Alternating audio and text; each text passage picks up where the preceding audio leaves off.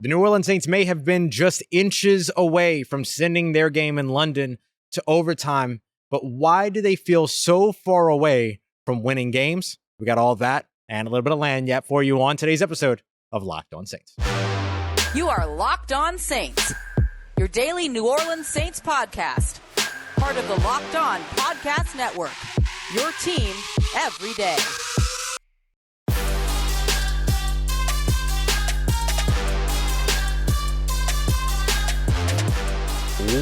What is good, Who Dat Nation and Who Dat family? Welcome into another episode of Locked On Saints, your daily podcast covering your favorite team, the New Orleans Saints, part of Locked On Podcast Network, your team every day. Thanks so much as always, making Locked On Saints your first listen of the day every day. Don't forget that we're free and available on all podcast apps and on YouTube as well. And I'm your host, Ross Jackson, at Ross Jackson Nola on Twitter, your New Orleans Saints expert, credentialed member of the media, CrescentCitySports.com, USA Today's Saints Wire, Tuesdays on Locked On NFL, and here with you every single Monday through Friday on Locked On Saints. Today's episode of Locked On Saints is brought to you by our friends over at Prize Picks. All you got to do is pick 2 to 5 players every week and then choose whether or not they're going to come in at more or less than their Prize Picks projections, and you can win up to 10 times your entry the way that daily fantasy football should be played.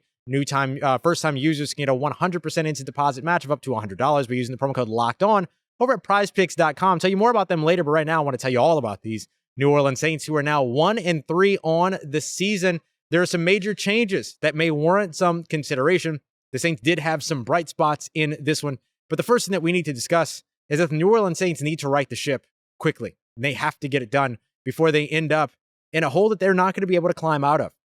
And the Saints are dangerously close to that because even with a team that should feel very beatable, like the Seattle Seahawks right around the corner, it feels like the New Orleans Saints are just too far away and too much in their own way.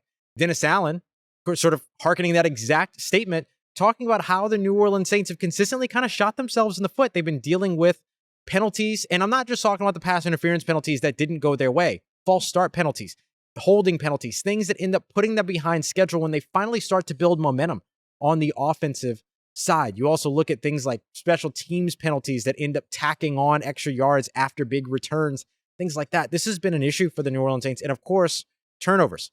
2 turnovers in this game end up being a big difference for the New Orleans Saints. Those 2 turnovers, as well as not being able to execute on the fake punt that felt like everyone kind of knew that it was coming from miles away, except for DeMarcus Fields and the New Orleans Saints special teams unit. That led to 6 points. The difference in this game was just 3. And you were kicking a 61-yard field goal at the end of the game to force overtime. Any opposing team will take those odds, Minnesota Vikings included.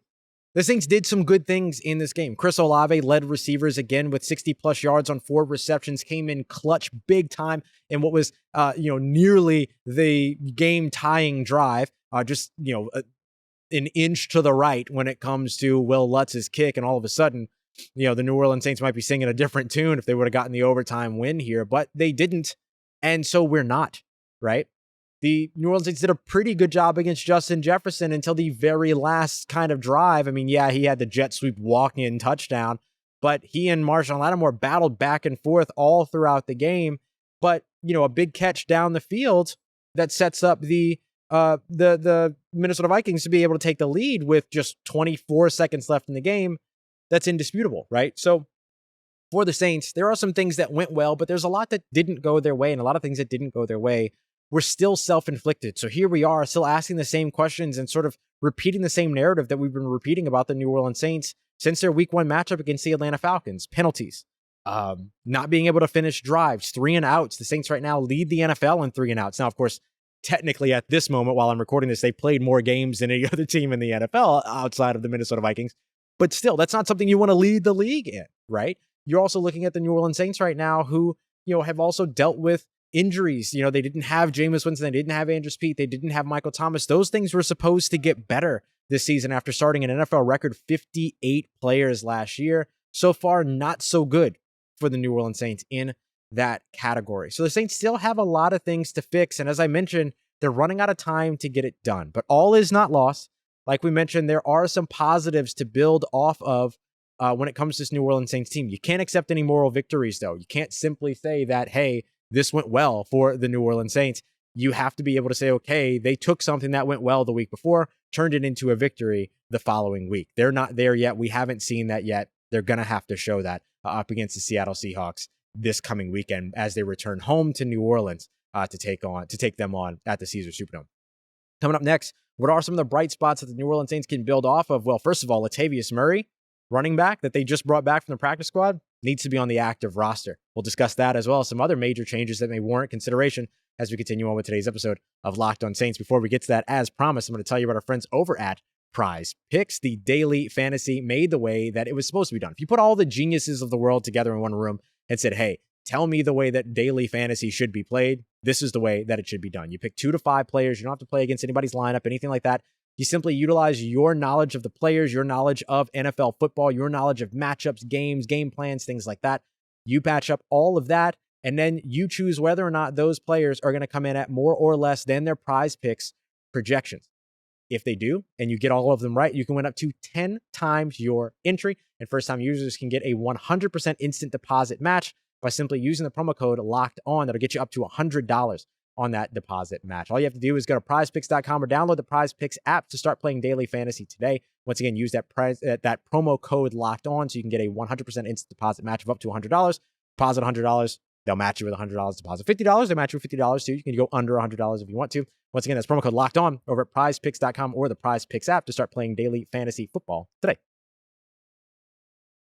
All right, family, continuing on with today's episode of Locked On Saints. Probably going to have to do a change of venue here in a little while. I can feel the Tottenham Hotspur security breathing over my right shoulder at the moment, but I'm going to try to get as much of this in this shot as best as possible. As you can see, the seats and maybe some of the harsh lighting from Tottenham Hotspur. But of course, if you're listening on the podcast, it won't make that much of a difference to you at all.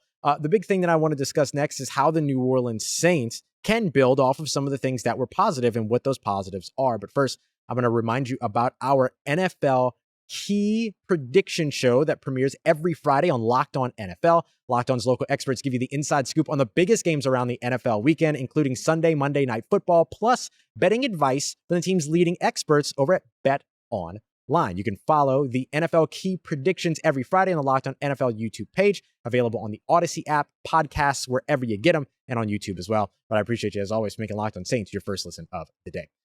Some of the highlights for the New Orleans Saints in this game were actually over on the offensive side, and we haven't gotten to say that very much. Usually we're kind of bolstering the guys that are over on the defense, and there were some of those players that had good games. I thought Marcus Davenport played really well. Cam Jordan came to life today. Demario Davis is an absolute monster on the field still. Pete Werner had a nice game.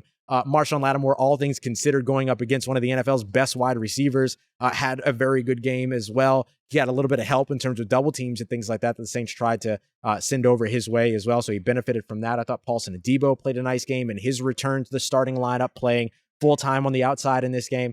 But really, for the Saints over on the offensive side, you saw some really nice stuff from Latavius Murray getting his first action back in the NFL in the 2022 season. Looks like he didn't miss a beat, averaged over 5 yards per carry for the majority of the game, and really was the guy with the hot hand along with Taysom Hill, who ended up in the end zone at one point himself. And so I think when you look at what the New Orleans Saints have been able to build over on the offensive side so far, it comes down to what we've been sort of saying they needed to do over the course of the past few weeks, which is building off of their run game. So if they continue to do that, which they were able to do late in this game into the fourth quarter, then they're in a much, much better situation. And I thought also Chris Olave had another fantastic game as well. No Michael Thomas. Jarvis Landry was, is coming off of injury, so he might have been on a little bit of a pitch count. I feel like we didn't see him as much as we usually do, but I could be wrong. We'll see snap counts in the morning. Marquez Callaway got called into action a bit, as did Traquan Smith. But Chris Olave was really your go-to guy in the passing game. Adam Troutman with a positive game as well. So what I'm trying to highlight here is that when the New Orleans Saints were able to strike a balance over on the offensive side, I'm telling you, the security's coming for me, y'all. When the New Orleans Saints were able to strike a balance over on the offensive side, really the first time that we've seen that quarters 1 through 4 in this game, I believe they only had less than a handful of rushing attempts in the fourth quarter of all of their previous games combined. And now they were able to run for the majority of the fourth quarter. So they were able to stay in this game and keep themselves alive. And hey, the Minnesota Vikings helped out as well with an interception thrown to Tyrann Mathieu, some questionable decisions on third down play calling, particularly after the first drive, all that. But where the New Orleans Saints sort of have a foundation to continue to build off of is in a good place.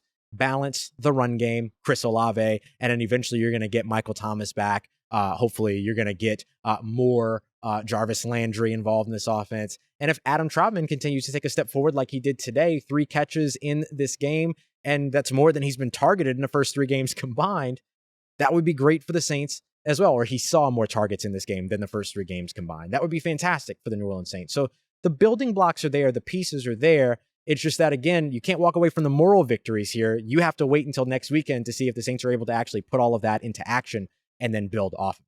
And they're going to have to find ways to do that, whether it's Andy Dalton at the helm again next week, depending upon the injury for Jameis Winston and how serious that is, how long they believe he's going to miss, all of that. You're still going to have to be able to put it all together, whether it's with Jameis or whether it's with Andy Dalton. I think eventually, once Jameis Winston is healthy again, Dennis Allen being very clear that they felt like they, were without some of their big players on the offensive side, and they named Jameis as one of those players, I think that he'll be back to being the starting quarterback. But regardless, you see where the New Orleans Saints need to build off of. So they started to build a little bit of momentum, put together some nice drives in this game, but it's not enough yet. They've got to be able to string it all together. We'll talk about some of the major changes that could potentially warrant consideration for the New Orleans Saints. Is there a change potentially coming in terms of punt returner? Is there a change potentially coming in terms of play calling? There's a whole bunch that the New Orleans Saints can go back to the drawing board and reevaluate this week before they head back to New Orleans and get things started again up against the Seattle Seahawks on Sunday. So we got that coming up for you as we continue on and wrap up today's episode of Locked On Saints. Real quick, I'm going to tell you about our friends over at Built Bar, the best tasting protein bar on the market. And of course, I want to highlight right now the fantastic bar that they have, the cookie dough chunk puffs, which have a light, chewy texture of marshmallow as well as real cookie dough chunks. Basically, my second favorite flavor of ice cream and my second favorite flavor of protein bar, along with, of course, mint chocolate chip, which is the GOAT. So if you want to check it out, head over to built.com today. Just 160 calories in these, as well as 15 whopping grams of protein. So head over to built.com today. They're coming for me. And use promo code LOCKEDON15, LOCKEDON15. Use the numerals to get 15% off of your order. Use promo code LOCKEDON15 to get 15% off today at built.com. Let's get into that, Nation. Wrap it up. Today's episode of Locked On Saints. Security has disappeared for just a moment, so I'm going to see if I can finish up the episode here in my seat. So as we get through here, I want to discuss what the New Orleans Saints can consider in terms of major changes that may be warranted. The first of which, and I've got 3 here, the first of which, though, is kick returner. And this is really one that I've kind of been wondering about since the beginning of the season. Deontay Hardy kind of going into that contract negotiation. He was inactive last week, dealing with some injuries. He has the fumble this week. He's had some fumbling issues in the past, some injury issues in the past. Is it time for the New Orleans Saints to maybe look for another solution at punt/kick returner, as Deontay Hardy just has never really seemed to return to his all-pro roots as a returner for the Saints, as being sort of that difference maker? Where could the New Orleans Saints turn if they did that? Well, there is rookie Rashid Shaheed, who is a record-setting wide receiver and kick returner for Weber State. Shout out to all of my friends over in Utah.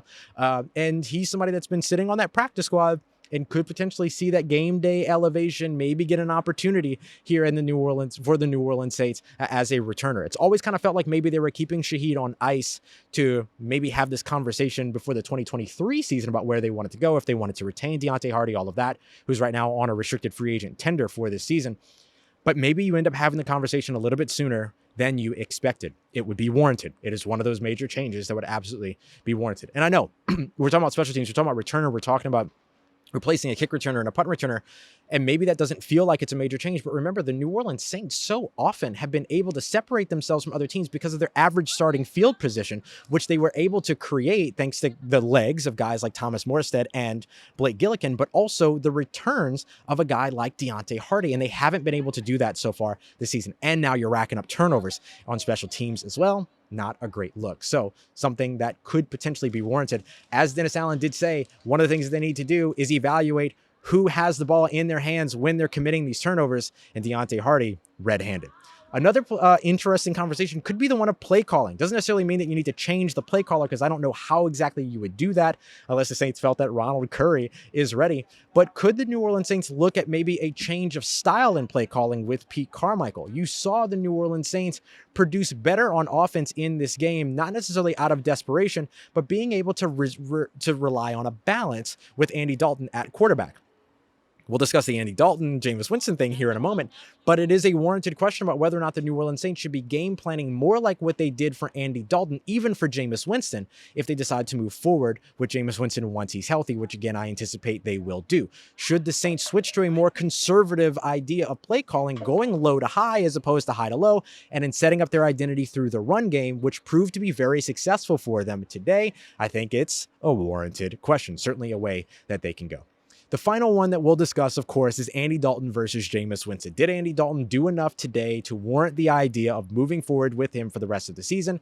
I don't think you can make that judgment call off of one game. I think the New Orleans Saints saw some improvements in their offensive line. They saw some improvements in terms of their play calling, their balance in the run and pass game, all of that ended up benefiting what the New Orleans Saints could do with either quarterback at the helm.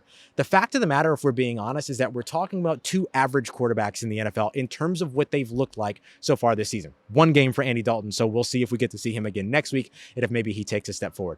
I do like what Andy Dalton did in this game. I have liked what Jameis Winston has done in this game in the past as well. So whichever one you want to move forward with, the New Orleans Saints are going to have to make sure that they're not overreacting. Are the right pieces in place on the offense, and are the things on offense starting to click and come together? If you can eliminate the penalties, the false starts, the holding penalties, things like that, the illegal man downfield penalties that negate a big play for you, all of those things. Can they get all of that stuff cleaned up so that no matter who is at quarterback, they're able to win games as they move forward here in 2022. It's going to be a warranted conversation if Jameis Winston isn't healthy enough to go next week, and Andy Dalton looks really good with this offense against the Seattle Seahawks. But is that the same as looking good against the Baltimore Ravens defense or the Pittsburgh Steelers defense? Do you go with upside over the conservative sort of consistency? That's going to be a part of the conversation, depending upon what these two quarterbacks look like next week. If you get Jameis Winston back next week and he starts and he looks good against the Seattle Seahawks, though, you continue to roll with him, because any time that you see improvements in the offense and you're able to do them and you're able to move them forward with the quarterback that you installed the offense around, that's a better choice than what. Thank you for your work. Sorry. No, just saying thank you. We love it. So, seeing all of that with the guy that you actually installed the offense with has its benefits. But if the New Orleans Saints feel like they're in a place where they want to move forward with Andy Dalton, can you really hold anything against them at this point? Because there are a lot of changes that this New Orleans Saints team can consider that would be warranted. So those are three changes that I think the New Orleans Saints, at least considering, would be around. I think you have to continue to build your trust around your quarterback. You made Jameis Winston your quarterback. You continue to ride forward with him as long as he's healthy and able to get on the field to do so. But if you can afford to keep Jameis Winston on ice, keep Jameis Winston on ice and try to string together some wins as best as you can, and then try to do the same thing once you get him back fully healthy. So we'll see. We'll see what the New Orleans Saints do. Coming up tomorrow, we're going into our deep analytics breakdown, breaking all of this game down in terms of the numbers, the big things that you need to know, all of that. How well did Marshawn Lattimore perform against Justin Jefferson, or did Justin Jefferson get the best of him? We'll isolate that matchup, break that down, as well as the other key matchups that ended up giving some life to this New Orleans Saints offense. Again, it's not over just yet, but the window's closing quickly. New Orleans Saints have a lot to put together. I used this analogy earlier in the postcast. They're at that point where, the referee in WWF, WWE, they'll raise the arm after somebody's unconscious, drop it down to the mat twice. The Saints right now have the arm up, getting ready for the referee to drop it the third time. If they're able to pump up the crowd and hold that arm up and shock the world, they're in position to do it now. But if that hand drops to the mat one more time, it could be lights out for the New Orleans Saints season early, which would be a really, really upsetting turn of events, especially after all the excitement around what seemed to be an improved team and is definitely an improved roster going into this one. So they got the pieces. Can they get it all together? Can they execute? We'll break it all down all throughout the rest of the week here as we start to turn the page to the Seattle Seahawks. I'll see y'all back in the U.S. on Monday night / Tuesday morning. Appreciate you, as always, for making me a part of your day and making us your first listen of the day. Make sure you go and check out the Peacock and Williamson NFL show as well for everything you need around the NFL in less than 30 minutes. As always, thank you for making us a part of your day, a part of your routine, for saying yes to me and to the show. Big shout out to everybody that I got to meet out here in the UK. Looking forward to being back home in the great city of New Orleans. As always, if you see me, say hi. And if you need anything else around your New Orleans Saints in between these episodes, make sure you follow me on Twitter at Ross Jackson, NOLA. Let me know how the family's doing. Let me know how you're living. Let me know how your mom and them. Trust you, that nation. I'll holla at you. Okay, I'm leaving.